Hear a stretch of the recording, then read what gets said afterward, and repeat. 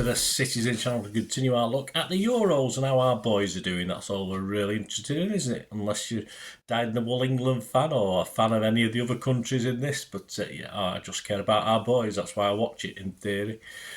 Just 5 of our boys are now going to be left after this round of 8, is it? Or we'll call it the old-fashioned thing. Quarterfinals, that's what I know it about.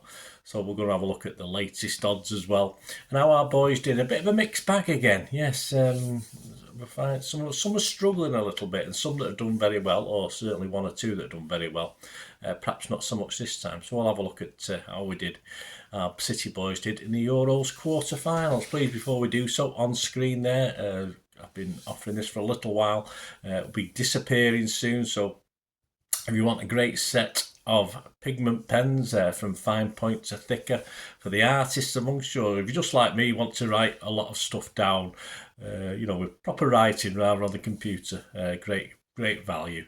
They're currently on Amazon, priced at £8.49. If you use that voucher code for watchers of this channel or my socials, you can get a further 15% off. So it comes up less than £7, and that includes postage. So great value for money for those 12 pens.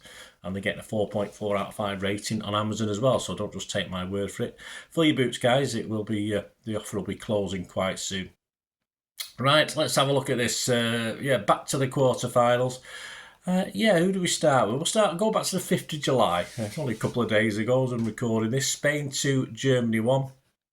Rodri's Spain, of course, snatched victory in the last minute of extra time. Deservedly so? Yeah, possibly. Yeah, they looked on course for an easy win, and of course Germany levelled late on to force that extra time. But a Marino header on 119 minutes, that's where you should score it, isn't it? No time for them to come back, but to semi-final spot. And I think he did well to bounce back, really, from actually the equaliser from Germany. It showed a bit of mental health and stealth there, didn't they, to actually do that. Of course, Rodri was as ever excellent. To me, it appeared that Gundo was given a sort of mandate to sort of try and keep an eye on him, but I don't think there's any doubt who came out the best of that. Gundo was hooked in the second half, of course. Let's have a look at the ratings for Rodri. Goal.com give Rodri 8 out of 10. They said, lucky to avoid a yellow after hauling down Musiala in the first half, but barely put a foot wrong there after making a couple of crucial interventions in this area, while at the same time repeatedly winning possession and nearly never giving it away. Well, that's Rodri, isn't it? He either doesn't give it away, doesn't touch it, one of the two.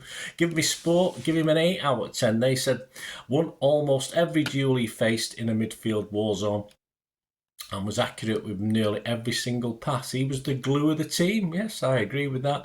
And 90minutes.com, who are never overly enthused about City players, give him a 7 out of 10. Said he had his pants pulled down. I didn't see that. Metaphorically, yes, I know, by Musiala in the first half. But aside from that, he had a nearly flawless game, dictating play on and off the ball. Yeah, but only a 7 out of 10. Perhaps that's because he got his pants pulled down. I'm not too sure. But generally, I think Rodri came out of this pretty well again, didn't he? Next one, Portugal 0, France 0. That was a thriller, wasn't it? But 5-3 on penalties. There was another 5-3, wasn't there? Anyway, they're coming back home. Bernardo, Diaz and Nunes, and yes, perhaps Cancelo as well.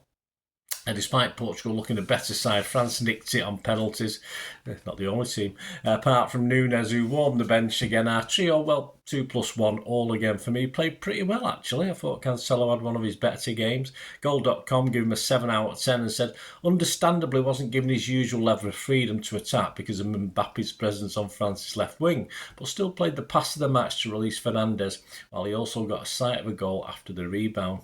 Ruben Diaz got an 8 out of 10. Yes, well done, Ruben. What a block, they said. Untroubled for the most part by France's forwards, but came to his side's rescue by throwing himself in the way of a Kolo Muani's goal-bound strike. Bernardo Silva, yes, 7 out of 10. I thought I was a bit better than I thought it was myself. Played so much deeper than in previous games in an effort to help Cancelo deal with Mbappe, and that inevitably curbed his attacking threat. Created little other than a decent shooting chance for Nuno Mendes late on, but predictably passed the ball well. Well, we know that. Give me sport, said about Cancelo, give him a 6 out of 10. They said, did a good job keeping Mbappe quiet, all things considered. Added plenty going forward. Yes, I thought a bit mean on 6 out of 10. Ruben Diaz got a 7 out of 10 from him. He said, wasn't tested often by France in the first half, had little to do. Become busier as the game opened out in the second half, denying Kolo Muani with an excellent sliding block. He certainly did. And Bernardo Silva, yeah, a bit probably what I would have thought. 6 out of 10. Again, kept quiet in the first half, but showed his grit in the duel with some victories. Become more active in the second as he became more central and fired off some nice plays. And we'll leave the last word to 90mins.com website. They said they don't really like Bernardo. Ridiculous. We'll see what I mean in a minute. João Cancelo, 6 out of 10, made some strange decisions in his own half, though was a live wire when higher up the pitch. Well, that probably sums him up. Ruben Diaz, 8 out of 10, arrived out of seemingly nowhere to block Kolo Muani's goal-bound strike behind in the second half. That's pretty. He's the invisible man, Diaz, isn't he, for us? But he's always popping up when he's needed. And this is a good one, isn't it? Bernardo Silva, 3 out of 10. Shocking. Ronaldo, one of Portugal's players to take pelters for their performance. You're telling me Bernardo Silva was worse than Ronaldo? But criticism should come to the way of Silva, who again put an anonymous display. He was playing to what he was told to play. Absolutely ridiculous rating, that 3 out of 10. Shambolic. On to the 6th of July. That's a good day, I don't know why. England 0, Switzerland 0, but of course the kings of penalty taking now. Fingers crossed. England won 5-3 on penalties. No need for the last Swiss penalty. Poor old Akanji, though. Another great display and solid display from Akanji. Rarely troubled, but of course he'll be remembered for the poor penalty. But we'll talk about, when I come to the look at the final game of the Euros, we'll talk about overall the City performances. But he just had a great tournament, I thought, overall. Such a shame. Stones and Walker caught out for the Swiss goal, but likewise, we're okay till then, but that's all that matters, isn't it? If you're going to get caught out for a goal, it doesn't look good. Another poorish English display for me. Foden again, generally, I thought this was his poorest game. And a couple of people agree on the critics here in a minute. Unimpressive, was brought off just before the end of extra time. But as I said, at least we've got some great penalty takers at the moment until they bottle it in the final or the semi-final. Goal.com, Kyle Walker just got a 4 out of 10 from Goal.com. They said had a nervy start as he was put under pressure by Vargas. I didn't think it was that bad. Settled in but still looked vulnerable to mistakes and was beaten to the ball by Mbolo for Switzerland's goal. We've seen that many times playing for City when he gets beat at that back post anyway. John Stones got a 5 out of 10. His distribution was shy and could have made a stronger block when Switzerland scored. Well, he got a foot on it. I think he's a bit wary of turning it past his own keeper. It's a bit of a hard decision to make in that position. I'm not going to go too down on him. And Phil Foden, just a 5 out of 10 as well. Played some good passes to Saka, but still uninspiring on the whole. I can't totally disagree.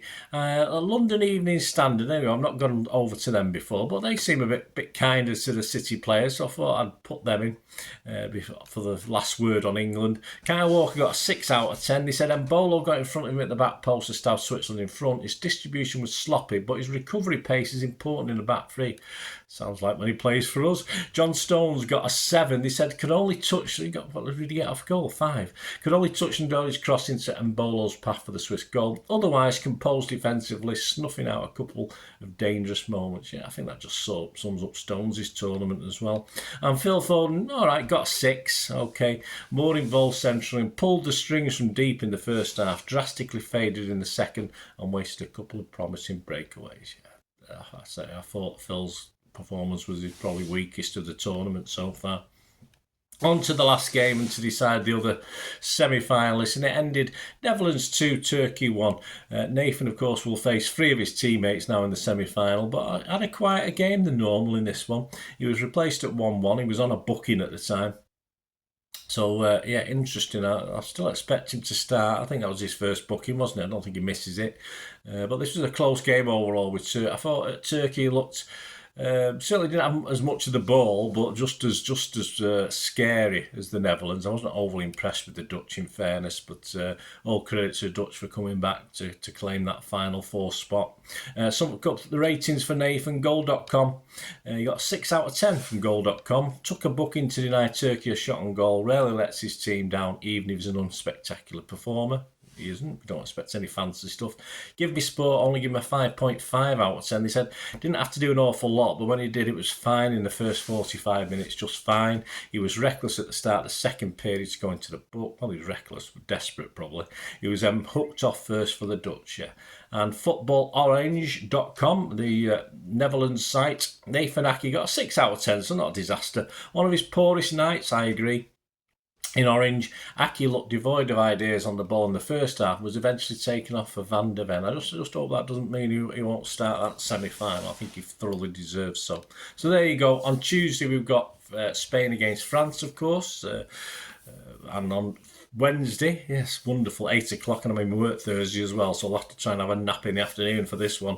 Netherlands against England on Wednesday night as well. And these are the latest odds, with just 4 left. These odds are at the 7th of July 2024 in the morning, very early in the morning, about 7:30 a.m, 7:30 a.m.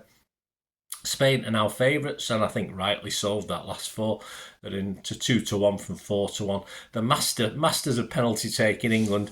Well, Spain aren't too bad either, I don't think. Or who else is good at penalties? France? Yeah, France are all right at penalties, aren't they? Masters of penalty takers for me anyway at the moment. England dropped to second. They're 5-2 from 7-2. But I say, obviously, I think that's a fair reflection, I think, of the last 4 teams. France are 11-4, but you never know. Netherlands are 5s. I'm not overly convinced with the Netherlands. I think still good enough to beat England, but so of the 4, might be worth a little punt at 5s, but you'd be struggling to get past Spain. Or having said that, France is a bit lucky, aren't they? So you never know, do you? But interesting. Let me know if you're having a go on any of those anyway. And of course, join me for a look back at the semi-finals, which what we're on Tuesday, so that'll be sometime on Thursday. I'll do a roundup of that. So there you go, guys. Let me know what you're thinking. Let me know who your favourites are. Let me know your player ratings. Do you think anyone was... I thought they were generally okay today. A couple were a bit harsh. As I said, that 3 out of 10 was pathetic that a certain player got. But anyway, we'll not hold it against him. Was it Bernardo, wasn't he? Got 3 out of 10. Absolutely ridiculous rating. But it just shows you someone can give him 3 and someone can give him a 6. It's just how it is. It's all opinions, isn't it? So please, if you are new to the channel and you like what I try and do, please make sure you push that subscribe button, push the bell notifications, everything. City past, present, stuff like this. Very much in the future, of course, with the new season. Not that far away now, is it, guys? So join me. And if you do check through the channel, see stuff on another passion of mine, film and TV. So if that's any interest, have a look at that. I do reviews and information vlogs on film and TV. So have a look at that, check that out if you can. Or if you know someone who's into that and not into football, please point them in my direction. And going forward as a channel, I'm always after having a chat with anyone who's willing to sponsor or support the channel in any way and see what I can do for you as well. So you can message me through YouTube, of course, on this channel, or you can get me through one of my socials where I post loads of stuff on City, of course, and film and TV. You can get me on X and TikTok at the same address, at Bernard_Deneen. You get me on Facebook at Bernard. Or if you do want to have a chat with something, a little deal going forward, a little bit of a sponsorship or support, just email me and we can have a chat on there as well. Thanks for watching, guys. Hope you enjoy the semi-finals. Be interesting, as I say. I love watching this football because I don't get stressed out about it. Every single game I watch watching City, I get stressed out, but I can watch England and not be stressed out. So it's or any other team, and not be stressed out as far as national level. Because if I watch a league game, obviously there might be something on it. Like if I watch Arsenal, I want them to beat or United, etc. So yeah, it's nice to watch football stress-free, isn't it? And that's what I enjoy about stuff like this. Anyway, let me know your thoughts, guys. Great to hear from you. Till we meet again. Well, that's one thing, don't I? Please stay safe, everyone, and especially you Blues. Come on, City. Come on, the City boys. Bye for now.